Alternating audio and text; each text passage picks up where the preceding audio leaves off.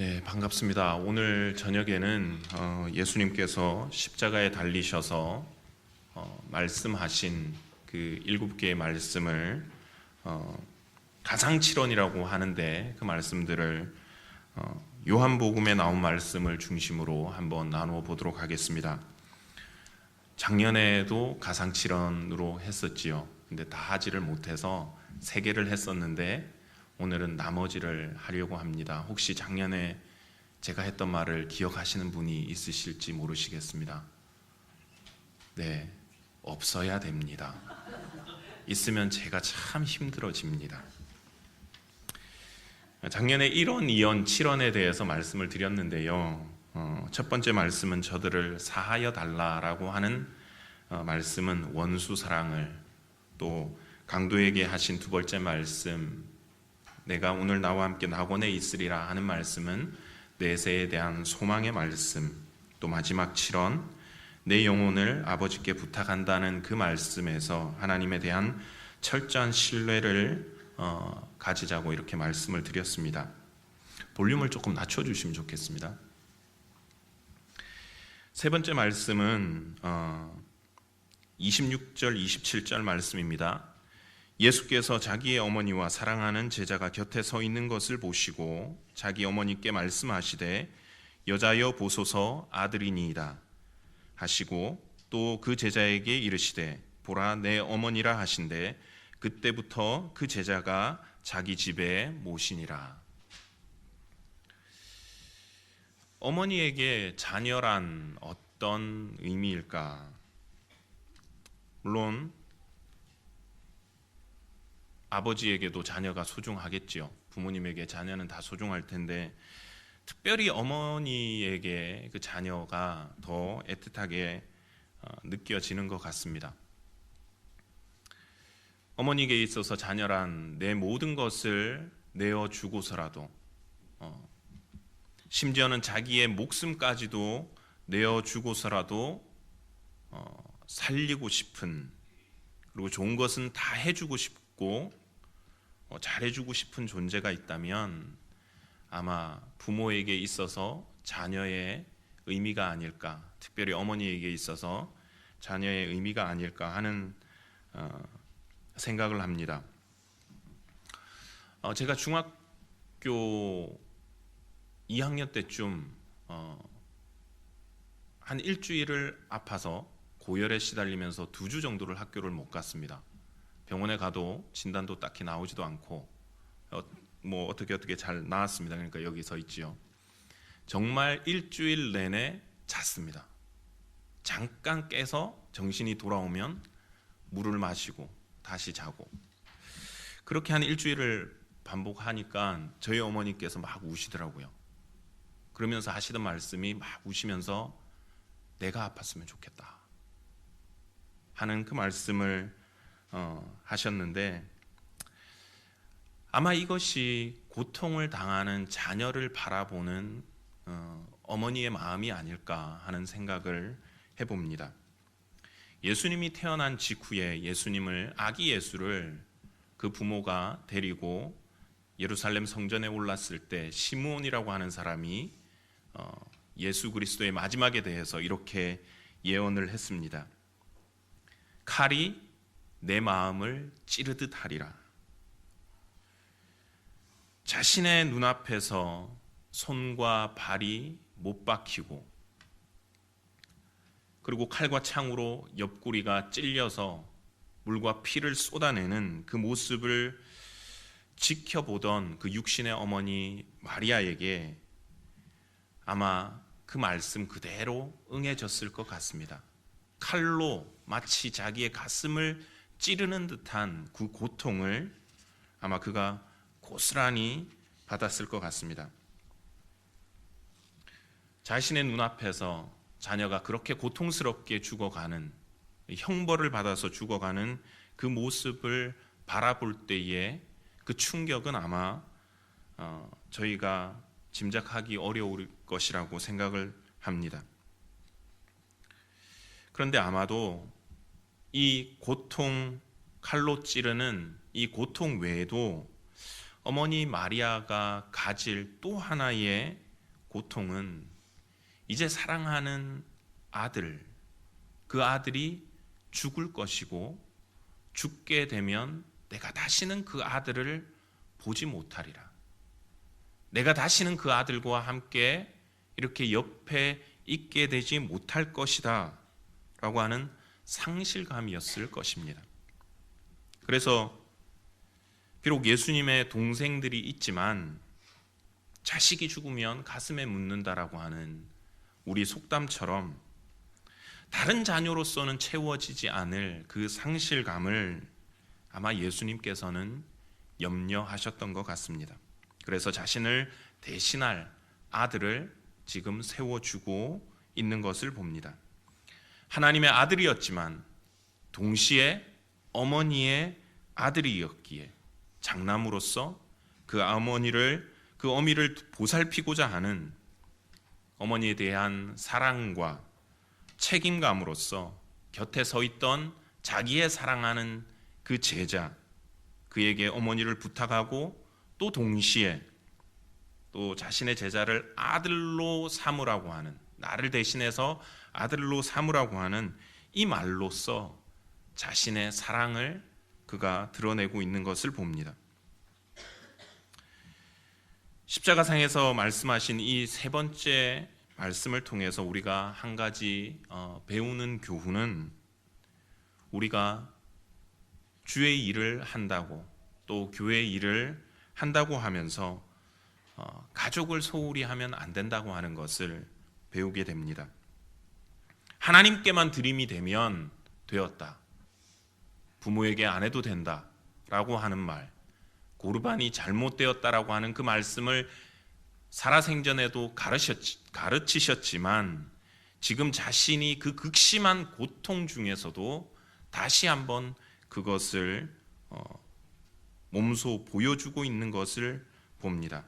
원하기는 하나님을 향한 우리의 그 사랑과 섬김이 하나님으로만 끝나는 것이 아니라 나의 부모님, 또 가족, 이웃들에게 구체적인 행동으로 펼칠 수 있는 저희들의 신앙이 되기를 소원합니다. 네 번째 예수님께서 십자가의 상에서 하신 말씀은 마태복음에서 나오는 말씀인데요. 이 마태복음 27장 46절 말씀입니다. 제9시쯤에 예수께서 크게 소리질러 이르시되 엘리 엘리 라마 사박다니 하시니 이는 곧 나의 하나님 나의 하나님 어찌하여 나를 버리셨나이까 하는 뜻이라.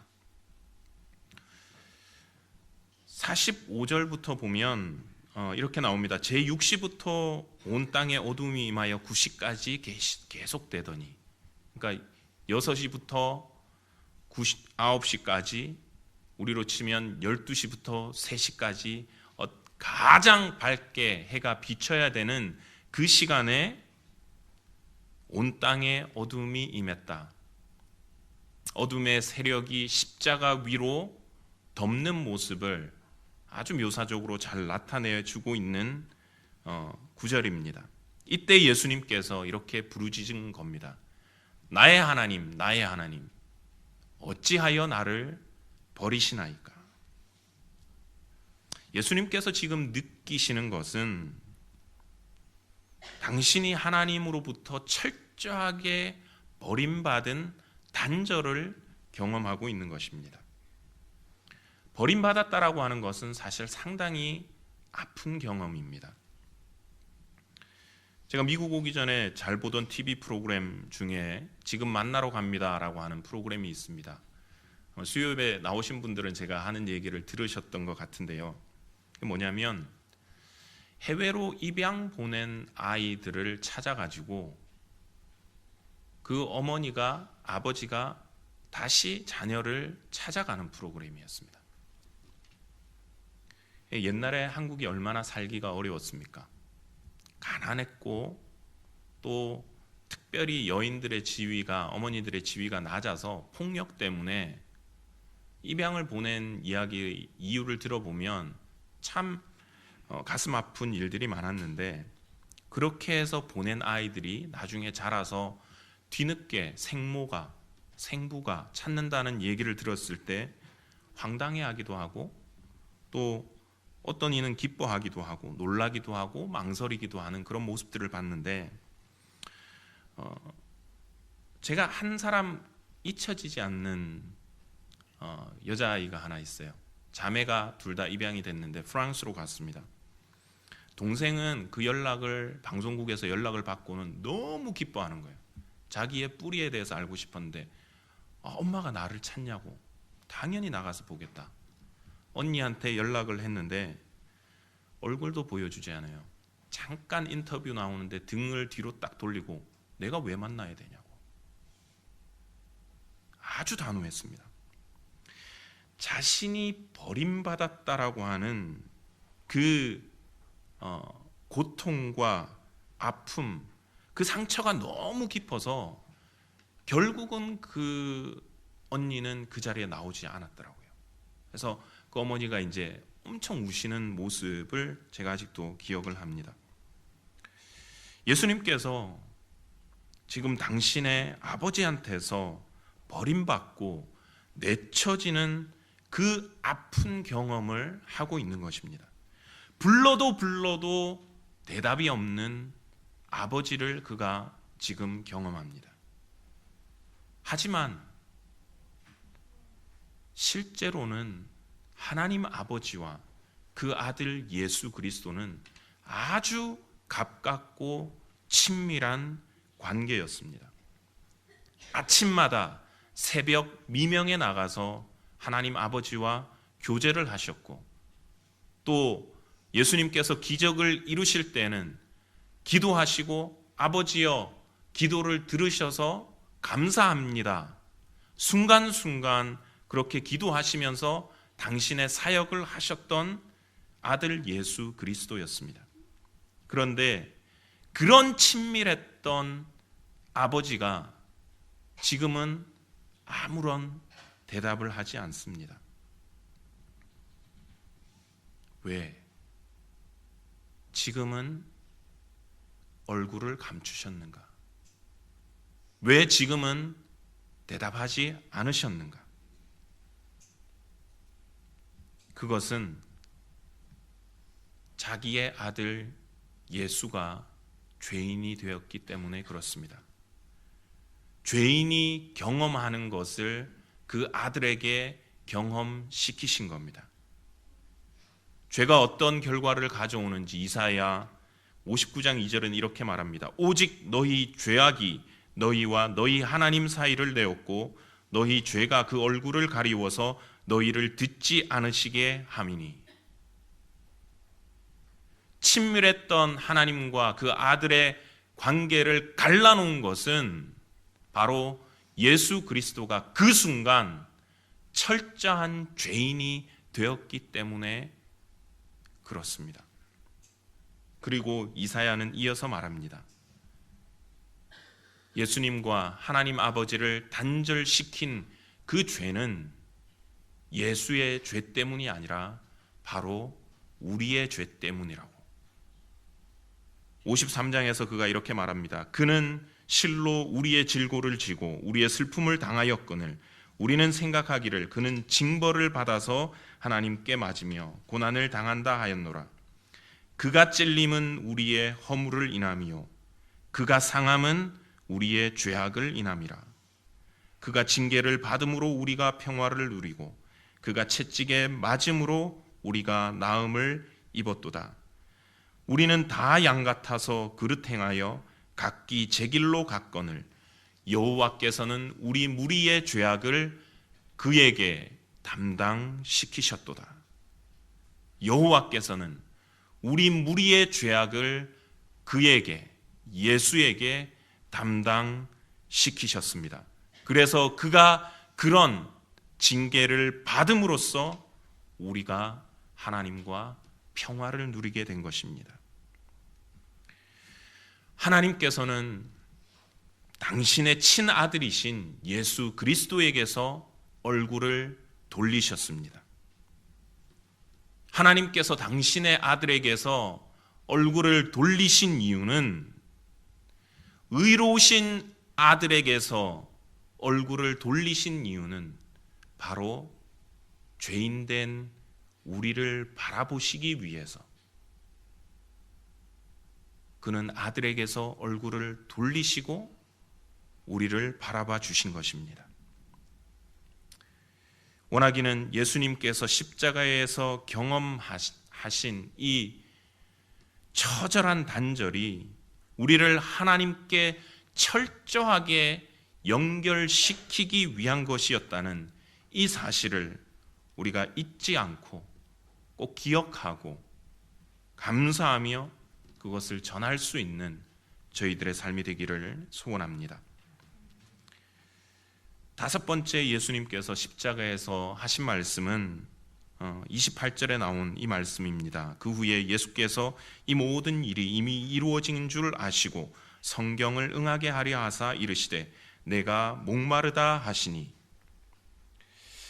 예수님께서 십자가에 달리시기 전부터 예수님의 고통은 여러분들 아시는 대로 시작이 되어졌습니다. 십자가형은 잘 아시는 대로 보통 죄인들을 발가벗기고 채찍질을 시작하는 것부터 시작이 됩니다. 그 채찍은 다양한데 여러 갈래로 있는 것부터 시작해서 보통은 그 끝에 뼈 조각, 쇠 조각이 달려 있어서 채찍으로 때리면 살점들이 찢겨져 나가는 그 고통입니다. 그 고통이 너무 심했기 때문에 이 십자가형은 절대로 로마 사람들에게는 주지 않는 형벌이었습니다. 그런 채찍질을 통해서 벌써 살점이 찢겨져 나가고 피가 흐르고 골고다를 십자가를 지면서 올라가면서 피를 계속 흘리고 피와 땀을 흘리고 그리고 가시 면류관을 쓰시고 또 계속해서 피를 흘리신 예수님, 당연히 수분이 모자랐을 것입니다. 아마 십자가상에서 하신 말씀 중에 가장 인간적인 말이 아닐까 생각을 합니다. 나머지 말씀들은 예수님이시니까 자기를 욕하는 사람들에게 저 사람 용서해 주십시오, 예수님이니까 그러실 수 있지.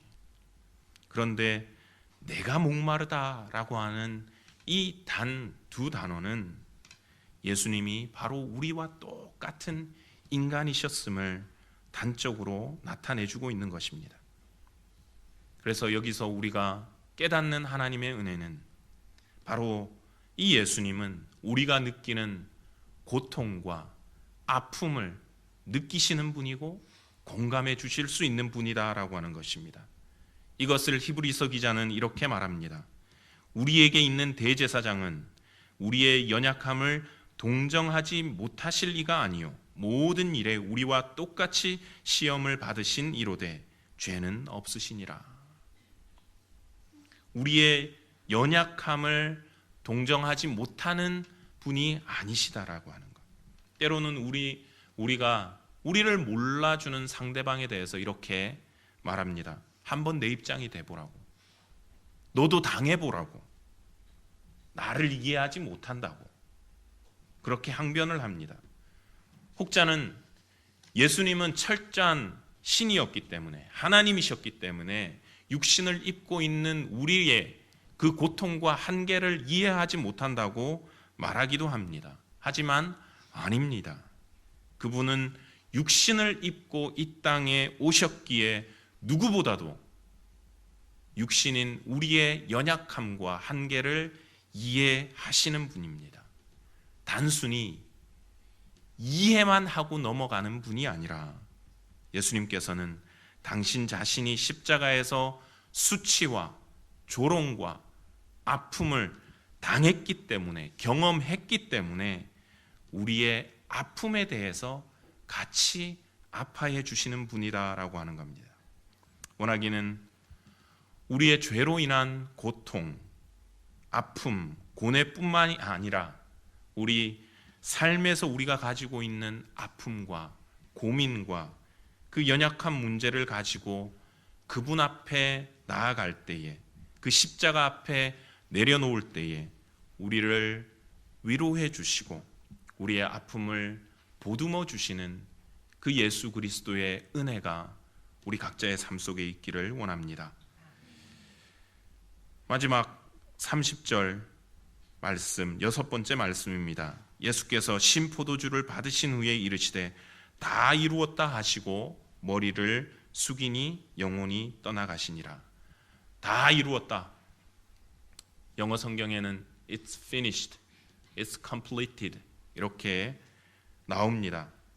이것은 단지 이제 이 십자가의 고통이 끝났구나, 다 내가 고통을 다 받았구나 하는 그런 의미가 아닙니다.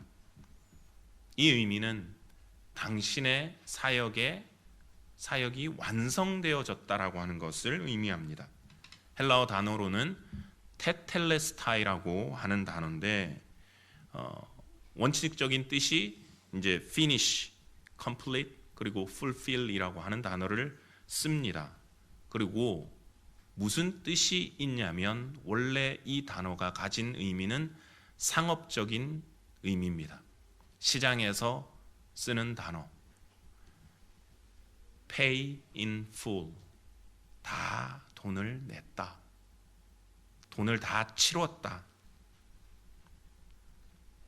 완전히 내가 돈을 다 갚았다라고 하는 겁니다. 성경은 죄와 죄값에 대해서 이렇게 이야기를 합니다. 로마서 3장 23절에서 이렇게 말합니다. 모든 사람이 죄를 범하였음에 하나님의 영광에 이르지 못하더니. 모든 사람이 죄를 지었습니다. 죄인입니다. 6장 23절은 다시 말합니다. 그러면 그 죄인들이 받는 값은 죄의 삭은 사망이라고 분명히 말합니다. 즉 죄인된 우리 인간들 모두가 죄값을 내야 되는데 그것은 바로 우리의 생명을 내어놓는 것, 즉 죽음이라고 하는 것입니다. 그런데 지금 예수님께서 십자가에서 당신의 생명이 끊어지는 그 순간에 뭐라고 외치셨냐면 다 이루었다. 테텔레스타이, 내가 다 냈다. 그 선언을 하셨기 때문에 우리가 이제 사는 것입니다. 그래서 바울은 이 사건을 6장 23절을 다시 풀리 제가 말씀을 드리면 이렇습니다. 죄의 싹은 사망이요 하나님의 은사는 그리스도 예수 우리 주 안에 있는 영생이니라. 죄의 싹은, 우리가 내야 되는 죄의 싹은 우리가 죽어야 되는 그 죽음이었지만 그리스도 예수 안에서 우리가 생명을 하나님의 선물로 누리게 되었다라고 바울이 이 십자가의 사건을 한 줄로서 요약을 하고 있는 것입니다. 이렇게 예수님께서 십자가에서 죽으심으로 말미암아 우리를 죄에서 구원하시고자 하는 하나님의 그 구원의 계획이 완성이 되어진 것을 봅니다. 오늘 이 저녁 이 자리에 모인 우리가 기억해야 하는 것 한 가지, 그것은 예수님께서 십자가에서 우리를 위해서 죽으셨다라고 하는 것입니다. 예수님께서 십자가에서 죽으시고 피를 흘리셨기 때문에 그 피로 말미암아 우리는 다시 살게 되었다라고 하는 이 사실 한 가지 우리가 오늘 이 저녁 시간에 꼭 기억하면 좋겠습니다. 그래서 우리가 받은 이 십자가의 구속의 은혜를 잊지 않고 기억하고 늘 감사하고 그리고 이 구속의 은혜를 가능하면 나눌 수 있는 사람들에게 나누며 하나님의 은혜와 사랑을 나누는 저희들의 삶이 되기를 소원하겠습니다. 기도하겠습니다.